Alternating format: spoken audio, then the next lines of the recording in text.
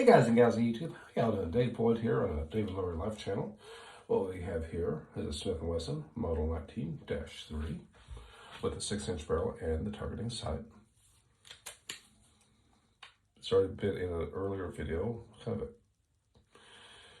YouTube collection video, shall we say. Okay. She is clear. She has not been cleaned. I have not fired her. Some interesting things about this blast of the past.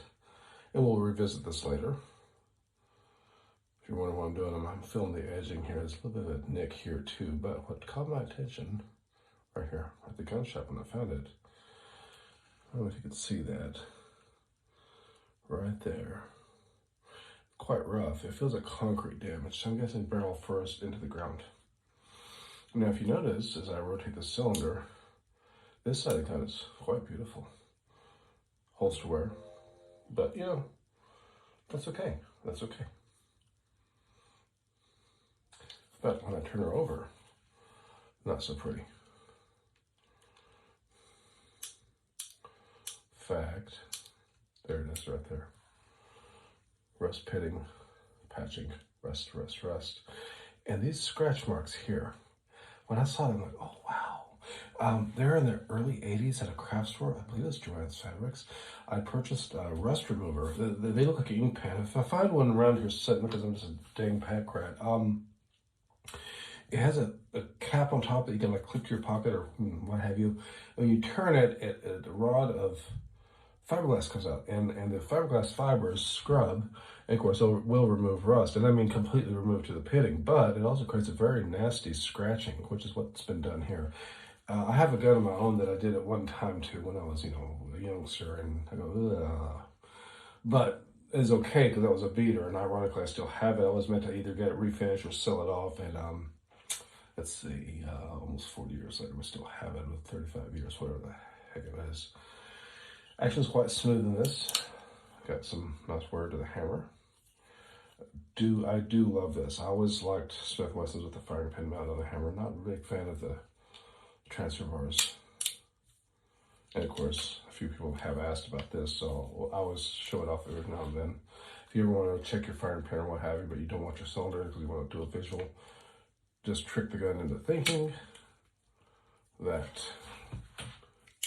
it's live and there's your firing pin. If you need to check anything, make sure if you're getting like a weak firing pin detent or something you're out shooting or it's not firing, got click adjustment rear side, so like I said before, the target front side. And it was nice, quite a beautiful little gun. I want to do a little check here. And this is not my official cleaning ways, but you know, man, I'm cheap. So there's a little piece of toilet paper. And I'm going to put this little bit of CLP on it. And I'm just going to do a little barrel swabby, see what's up. And we're going to go in the reverse direction because it's not like it's a fine-tuned rifle, right? There are people in my real life who cringe when I do stuff like this, when I wash guns with soapy water, but that's a trick from back when I used to shoot a lot of black powder. And actually it works fine for a lot of things like locks and stuff too. I do that. Huh. Not bad. I mean, I expected it a lot worse. Let's check the cylinder. I actually expected to see a little bit of rust come out, to be honest. That's what I want to do on camera, see, so I can show off rust. But I guess I should be grateful we don't have any. Cylinder, a lot worse. Yeah, got burn rings and everything, but nothing printed to the front of the cylinder. So that's kind of cool. I used to always remember that when we had our early stainless steel guns, or probably still stainless steel now, they always get those burn rings, and it used to bug me as a kid. I used to sit there and scrub and remove all the burn rings, and then one day, for better or for worse, I decided, hey, you know what? If I don't want burn rings, I'm gonna shoot the gun. And that works, but I don't know. Let me know in the comments down below if what you think, Butterfingers. What you think of, you know, the unfired gun having massive amounts of, or not even massive, just have more guns than you actually go to the range with. Some of my friends feel that, you know, if you don't have a gun that you don't use, why do you have it? Others are more collectors, and I hesitate to use the word collector for myself because I just recently passed up a very collectible gun, a very tasty 44 special pre-numbered designation from 1955 to 56. Very cool. It just, it's a little bit out of my interest area. I mean, don't get me wrong. If I had like, okay, if I was like some of these YouTube channels and we had like tons of money and to just use it whenever, I would probably give it a little bit more thought.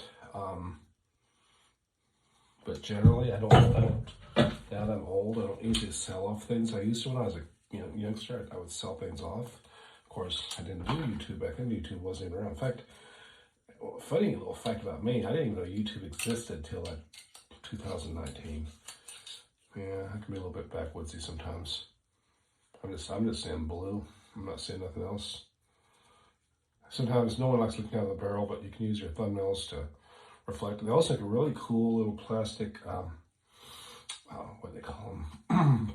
It works like a cathode ray, basically. Little tube, little tube of plastic, and what you do is you hook it, and the light, natural sunlight or what have you, will shine on the light, and it will direct the light down through your barrel, your chamber, and you can check out your rifling. Oh, this one looks like its issues is going to be in the. This brush is a little bit big. I don't know if I have anything to figure it out. No, this brush is from something weird. I can't really use it. It looks like it's a AR-15 brush. I mean, the threading does, not the brush itself. And the only reason I guess that, is there's a chamber brush over there. So I guess I just finished cleaning up this thing, and we'll have a conversation about things. For me, my summer doesn't start till August because that's when my vacations usually start. And I know it sounds weird, but like I just don't see anything done there. Ever since the Rona, man, I've been short-handed at work and been working all the time. And it's raining today. Can't play with the RC car. I was going to maybe do a little plinking, but I'm not a big fan of getting guns soaked in the rain. Really not a fan of it all. A gun like this may become one that I'm okay with as long as it's all cleaned up. And the reason is this is going to be a shooter. That's my intention for it. And by that it means it'll probably replace my big heavy Model 28 as my target gun. Because I always wanted one of these. I just, you know how it is. It's a matter of priorities. I mean, I just didn't really, there was so many other things I wanted. And then I saw this one and we did some trading with parts because with the whole pistol arm brace thing, I had some parts I kind of wanted to get rid of and I wouldn't need anymore because I'm SBR in those guns, and that's just a whole separate rabbit hole. I don't even really want to go down here, but I do a video about that too. Anyways, there it is, Model 19-3, 357 Magnum. Oh, I totally almost spaced it. There's people that love these and people that hate them. Elmer Keith, Bill Jordan made these famous. And I do like them. I like the fact that they're lighter weight than like the big Model 28s and stuff. But one of the things that keeps coming up, it used to always come up, was if you feed this lots of 357 Magnum, which this is what it's chambered for, it can cause the gun to go out of time. So even when I was a kid, my dad always told me just use 38 special, 38 plus power should be fine.